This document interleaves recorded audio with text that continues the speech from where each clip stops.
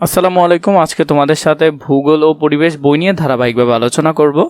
তোমরা আমাদের চ্যানেলের ভিডিওগুলো অনেক বেশি দেখো, তার জন্য তোমাদেরকে অসংখ্য ধন্যবাদ। আমরা প্রতিটি বই নিয়ে তোমাদের সাথে খুবই গুছানো আকারে ধারাবাহিকভাবে পর্ব দেওয়ার কথা ছিল, সে অনুসারে আমি তোমাদেরকে দিব বলেছি। দেখো, এখানের মধ্যে আমরা যদি একটু খেয়াল করি, প্রতিটি বিষয় আমাদের গুছানো আকারে অনেক সুন্দর করে দাগানো আছে। এই বিষয়গুলো আমার তোমাদেরকে পুরোপুরি গুছিয়ে দেওয়ার কথা ছিল। তোমরা অনেক বেশি কমেন্ট করেছো, অনেক বেশি তোমাদের কমেন্ট ছিল, যার কারণে আমি তোমাদেরকে বলেছি যে ধারাবাহিকভাবে প্রতিটি পর্ব দিব আমি ইনশাল্লাহ।